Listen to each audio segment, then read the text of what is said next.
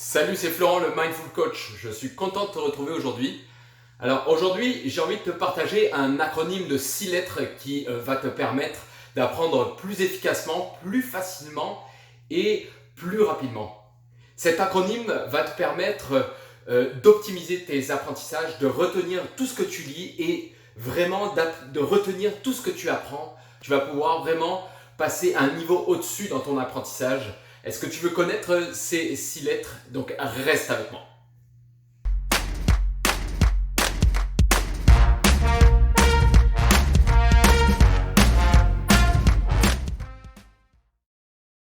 Avant de te partager cet acronyme, je t'invite à t'abonner à ma chaîne car du lundi au vendredi, je publie des méditations guidées afin que tu puisses mieux te concentrer et le vendredi, je publie une vidéo afin d'optimiser ton apprentissage. Alors abonne-toi! Alors, l'acronyme qui va te permettre de passer ton niveau d'apprentissage à un niveau supérieur est l'acronyme FASTER. C'est un acronyme que j'ai trouvé dans le livre de Jim Kwik, Limitless, que je vais mettre en dessous, le lien en dessous. Donc j'ai envie de te le partager afin de t'aider toi à optimiser tes apprentissages. Alors, première lettre, qui est la lettre F pour Forget. L'état d'esprit quand tu veux retenir quelque chose est très important. Donc, forget qui veut dire oublie. Donc, mets-toi dans un état d'esprit de je ne sais pas, je ne sais rien. Je vais me donner moi comme exemple. J'adore savoir comment apprendre à apprendre.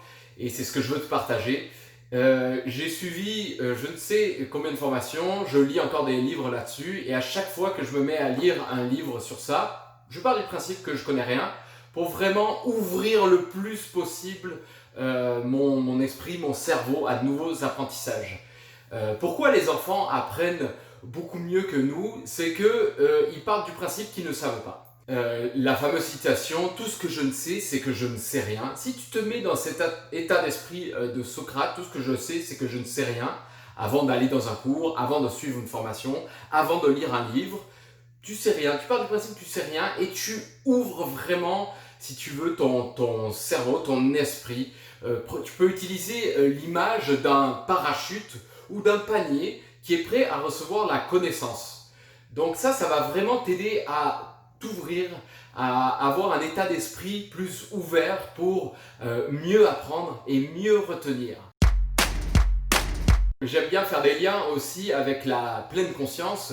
Un des piliers de la pleine conscience, c'est l'esprit du débutant. Quand tu médites, adopte cet esprit du débutant. Okay, aujourd'hui, c'est peut-être la 150e fois, je te le souhaite, que tu médites, le 150e jour. Mets-toi dans l'état d'esprit que c'est la première fois que tu médites, c'est la première fois que tu vas découvrir ton corps, c'est la première fois que tu vas apprendre telle chose. C'est ça qui va te permettre vraiment de te mettre dans le bon état d'esprit, donc l'état d'esprit du débutant.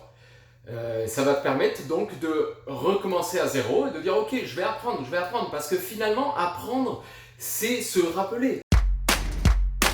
La lettre A, c'est pour actif. Il faut que tu sois un acteur de ton apprentissage, il faut que ça soit un apprentissage actif.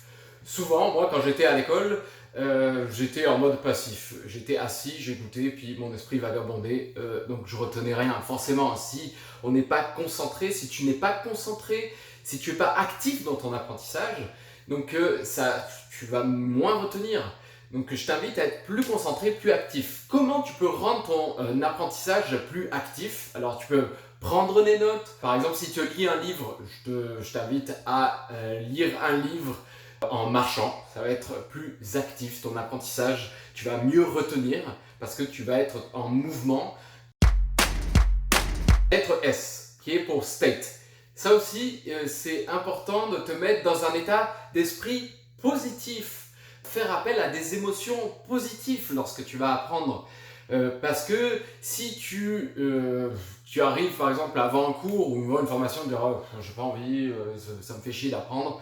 Ben non, c'est vraiment là, tu vas te fermer ton cerveau. Encore une fois, tu vas mettre ton panier à l'envers, le parachute, ça va pas marcher. Ouvre-toi, mets-toi dans un état d'excitation. Est-ce que tu as envie d'apprendre ce que tu as envie d'apprendre? Oui. Est-ce que tu as envie? Mets-toi dans un mode curieux, mets-toi dans un mode excitation, où yes, je suis prêt, j'ai envie d'apprendre. À quoi ça va me servir ça? En quoi ça va me servir cet apprentissage? Qu'est-ce qui fait que j'ai envie d'apprendre ce que je vais apprendre? Donc ça, c'est vraiment se mettre dans...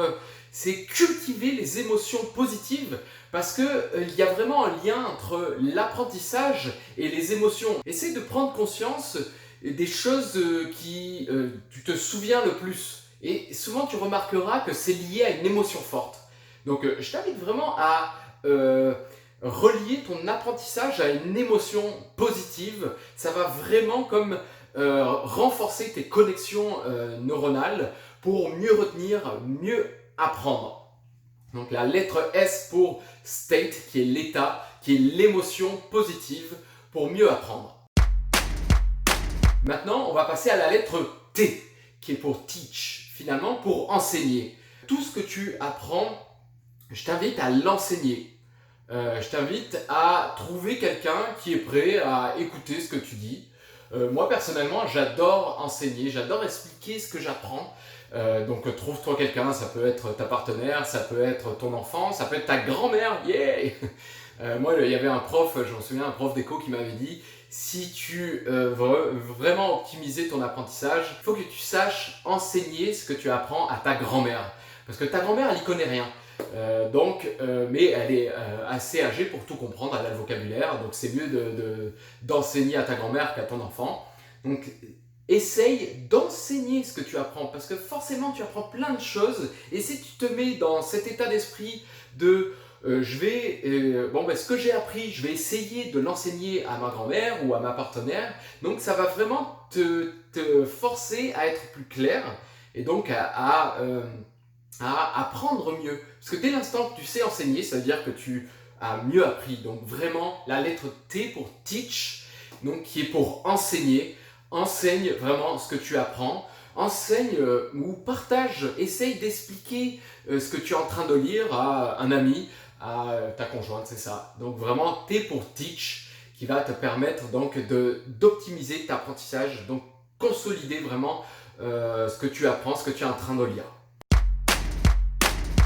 La lettre E, c'est pour enter, c'est pour entrer dans ton agenda des blocs de temps pour apprendre. Je pense qu'on utilise tous notre agenda pour aller voir ses amis, pas oublier finalement. Ton agenda est un outil pour pas oublier, mais utilise ton agenda pour pas oublier par exemple des sessions d'apprentissage. Tu te dis ok, ce soir je me fais une session d'apprentissage intense d'1 heure. Tous les jours, je me fais par exemple de 9h à 10h ou tous les soirs, par exemple de 8h à 9h, une session d'apprentissage et tu le marques, session d'apprentissage, session où je vais être à fond, où je vais aimer ce que... Et en fait, tu te conditionnes à apprendre. Tu te dis, ok, là, de 8 à 9, j'apprends. Donc ça, c'est le E pour enter, pour le mettre dans ton agenda, pour que ça devienne une habitude, que tu te conditionnes à mieux apprendre. Donc le R pour Recall and Retrieve, c'est pour se rappeler. Alors ça, pour moi, ça a été vraiment un outil, disons, ça m'a beaucoup aidé à mieux retenir ce que j'apprenais, ce que je lisais. Ça demande beaucoup d'efforts au niveau cognitif, au niveau du cerveau, mais ça va vraiment te permettre de passer à un niveau supérieur de ton apprentissage. Donc ça, vraiment, si tu peux mettre juste ça en place pour ton apprentissage, qui est en fait de t'aider à te souvenir de ce que tu viens d'apprendre. Par exemple, là, avec ma vidéo, je t'invite à mettre sur pause la vidéo et te dire, ok, qu'est-ce que je viens d'apprendre? Tu arrêtes la vidéo, là, et tu écris tout ce que tu viens d'apprendre. Quel est l'acronyme? Voilà, mets sur pause. Est-ce que tu as essayé donc d'écrire et savoir ce que tu as retenu? Ben, c'est pareil pour tout. Et ça, tu peux le mettre en place pour toutes tes petites habitudes. Tu lis un livre pendant 25 minutes avec la technique Pomodoro. Utilise ces 5 minutes pour te souvenir ce que tu viens d'apprendre. Et tu l'écris. Ça, moi, au début, je suis comme, j'y arrivais pas. Parce que c'est difficile, ça demande en fait au cerveau de se souvenir et ça va ancrer ton apprentissage. Donc faire tes sessions d'apprentissage toute la semaine et à chaque fois que tu vas démarrer une nouvelle session d'apprentissage, tu vas te demander qu'est-ce que tu as appris la veille. Donc ça va te permettre de te souvenir, d'ancrer tes apprentissages vraiment comme pour moi les chemins neuronaux dans ton cerveau, c'est comme des autoroutes si tu veux, il faut qu'elles soient entretenues pour qu'elles soient solides. Okay, donc plus tu vas te souvenir, plus ton chemin neuronal sera solide. Donc ça, retiens ça aussi. Donc la lettre R pour Recall and Retrieve. Alors pour bien mettre en place cette technique FASTER, tu dois comprendre comment fonctionne notre mémoire.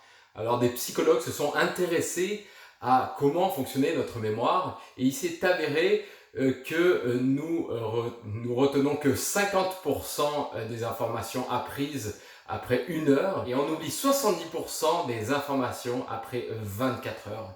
Donc ils ont établi une courbe de ce qu'on retient en fonction du temps que j'ai envie de vous partager. Donc ça s'appelle la courbe de l'oubli. Donc voici la représentation graphique de la quantité d'informations que nous retenons en fonction du temps. Donc la courbe de l'oubli, si nous faisons aucun rappel aussi à quoi elle ressemble. Donc comme je vous l'ai montré, au bout d'1 heure, nous perdons 50% de l'information que nous venons d'apprendre, d'où l'intérêt donc de se rappeler au bout d'1 heure, par exemple, de faire un premier rappel, qu'est-ce que je viens d'apprendre, ce qui permet donc de remettre les pendules à l'heure. Et on voit que la courbe est un petit peu moins abrupte car le chemin neuronal est un peu plus solide. Donc d'où le fait que la deuxième répétition est un peu plus espacée dans le temps. Et d'où le fait donc de se faire un rappel un peu plus longtemps donc d'1 heure. Ça c'est le nom de ce concept et le concept de la répétition espacée. Et en bleu, donc, nous avons donc la courbe d'apprentissage optimale si nous appliquons donc ce concept de répétition espacée. C'est un Allemand à la fin du 19e siècle, Ebbinghaus, qui a étudié donc la courbe de l'oubli pour optimiser notre apprentissage et notre mémoire. Donc sache aussi qu'il existe une application qui s'appelle Anki, que je t'invite vraiment à télécharger, qui est basée sur le principe de répétition espacée. Et dès l'instant que tu apprends quelque chose, que tu vas apprendre quelque chose, ça peut être n'importe quoi, je t'invite à créer des cartes pour mieux apprendre. Donc je te mettrai le lien aussi pour télécharger cette application Anki qui va te permettre vraiment de mieux apprendre et mieux retenir et mieux te souvenir tout ce que tu es en train de lire, tout ce que tu es en train d'apprendre. Mais écoute, j'espère que tu as vraiment appris quelque chose. Encore une fois, pour que cette vidéo t'ait aidé, je t'invite à vraiment, une fois que la vidéo est terminée, à essayer de te rappeler de l'acronyme qui va te permettre de mieux apprendre et de te l'expliquer à toi-même pour mieux ancrer cet apprentissage. Mais je te remercie d'avoir regardé la vidéo jusqu'ici. Je te dis à la prochaine. Salut!